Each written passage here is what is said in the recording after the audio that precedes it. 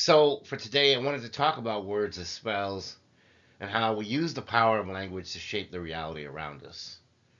Throughout history, words have been revered as powerful tools of creation, transformation, and influence.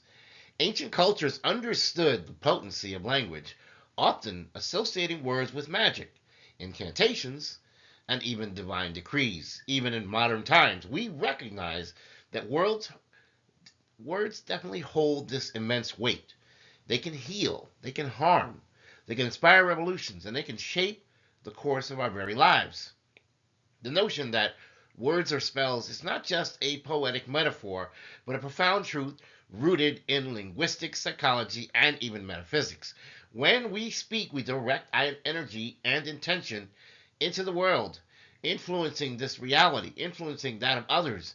The language we use reflects and reinforces our thoughts, our feelings, our beliefs, ultimately co creating the world that we experience. This video is going to go into the mystical and scientific dimensions of language itself as a tool for reality creation, emphasizing how our words shape perception, how they influence energy, and how they manifest desired outcomes. So let's go to the origins of words as spells. The concept of words as spells has deep historical and spiritual roots. Many ancient traditions and belief systems have always understood that language was not merely a tool for communication, but a means for manifestation. There's a reason why the Jews don't like to use the true name of God. There's power in that name. So, spell itself actually, when you think about it, has a dual meaning. It means both the act of spelling words, but also the casting of magical incantations. Grammar shares a common root with grimoire, a term for an actual book of magic.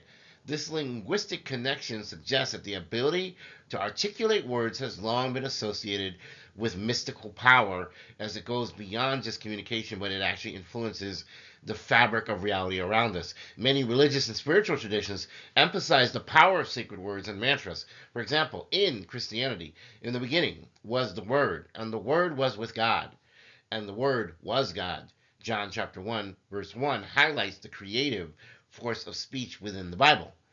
In Hinduism, the syllable Om is considered to be a primordial sound of creation. Even in ancient Egypt, the god Thoth was believed to have created the universe through the power of speech.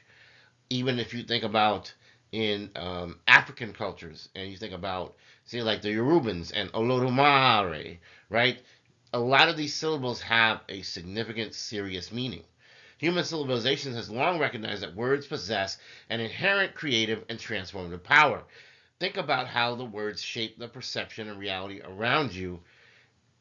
Words don't merely describe reality, they define and shape it. The process of encoding and decoding determines how we perceive the world and how the world perceives us. Think about language and perception. Our perception of reality is filtered through the words we use. The Sapir-Whorf Hypothesis, a theory in linguistics, suggests that language influences thought and worldview. People who speak different languages may perceive and categorize the world differently based on the vocabulary that is available to them. For example, some indigenous languages have multiple words for snow, allowing speakers to discern subtle differences in snowfall that an English speaker might even tend to overlook.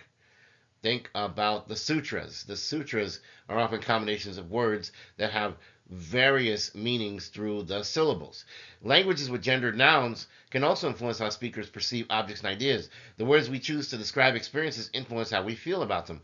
Calling a situation a challenge rather than a problem shifts how we approach it, fostering resilience instead of discouragement. Think about the fact that when we drive a car or a ship, we may refer to it in a feminine sort of way, whereas if we look at time, we may call it father time to give a more masculine aspect to it. Psychologists have studied the impact of affirmations, positive statements that reinforce self belief. By consistently using words of encouragement and empowerment, people can reshape their self concept and achieve personal growth. Conversely, negative self talk can create limiting beliefs. If someone repeatedly tells himself, I'm just not good enough, they're going to unconsciously act in ways that reinforce that belief. If I tell myself I'm just shy and I'm not good at speaking, then I will stumble over my words and I will avoid many social situations. The self fulfilling prophecy illustrates how words influence thoughts, which then shape behaviors and ultimate outcomes. Words are vibrational energy. Everything in the universe, including words, carry vibrational energy. Sound waves have measurable frequencies that can impact physical matter. Studies in cymatics, the study of how sound affects substance, demonstrates that different frequencies can create distinct geometric patterns in water and sand. For example, if you talk angry at a body of water, you may get it to start to ripple in certain ways that would reflect the nature of the way you're speaking to it. Angrier sounds may create these more harsh differences, whereas softer sounds may create something that's more beautiful. Dr. Masaru Emoto had a water experiment that's exactly what I'm talking about here. Japanese researcher Dr. Masato conducted experiments showing how words affect water molecules. He exposed the water samples to different words, prayers, and music, and then froze them and examined the crystals under a microscope. Water exposed to words like love and gratitude formed beautiful symmetrical patterns. Water exposed to negative words like hate and fear and anger formed chaotic fragmented patterns. Considering that the human body is about 70% water, this in and of itself suggests that the words we use, both internally and externally, can profoundly affect our physical and emotional well-being. Imagine if someone is yelling at you, someone's screaming at you.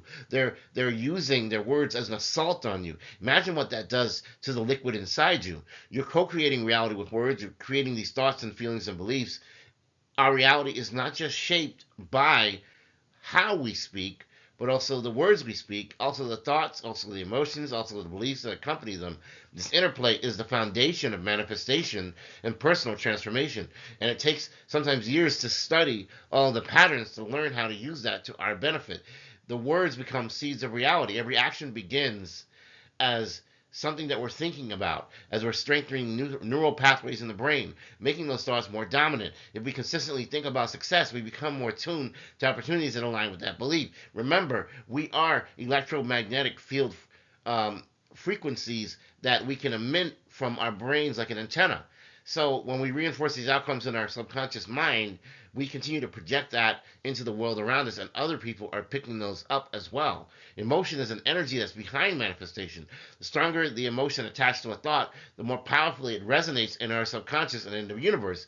If we speak words of abundance while feeling grateful, we align ourselves with prosperity, abundance, richness, and we are out of a state of lack. But if we repeat affirmations while feeling doubt, we send mixed signals that weaken the intended outcome. We're not sure of ourselves, and so the world that we have around us becomes less certain as well. This is why gratitude is often emphasized in manifestation practices, because it aligns our feelings with what we desire. What you seek is seeking you.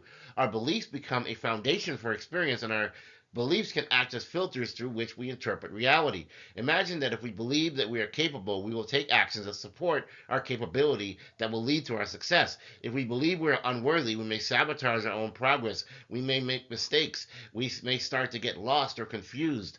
The good news is that beliefs are not fixed. They can be changed through conscious repetition of empowering words and thoughts. This is why they always say practice is perfect. The ethical responsibility that we have when we use words is that we must recognize how powerful they are and how they can affect others in a bad way. So use them wisely. You can use them to uplift or destroy, heal or wound. The way you speak to ourselves and the way we speak to others carries a great deal of ethical responsibility. So use your words wisely. The impact of your words on others can definitely become weapons. They can become instruments of healing as well. A single harsh sentence can damage someone's self-esteem for years, while a kind word at the right moment can change a life and put them on a positive track, a higher vibration. The power of collective language itself, crowd speak is even more powerful because on a societal level, media, politics, education shapes the collective consciousness. Narratives of fear can perpetuate division, while narratives of unity and possibility can inspire social change in a positive direction. We could use some of that right now at this time in our world. Remember, looking for justice and equality was fueled by powerful words from Dr. Martin Luther King Jr.'s "I Have a Dream" speech, which inspired millions and reshaped history. But where are we now from that? Have we really lost our way?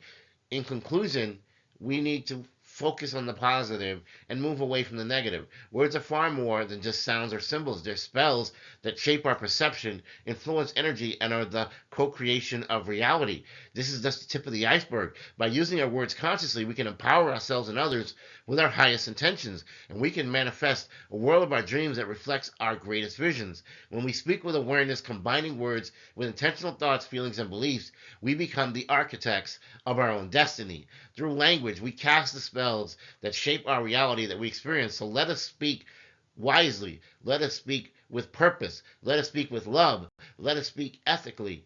What world will you create with your words today? I hope you make it a very good one, and I hope you make it one that does not seek to harm others. Take care.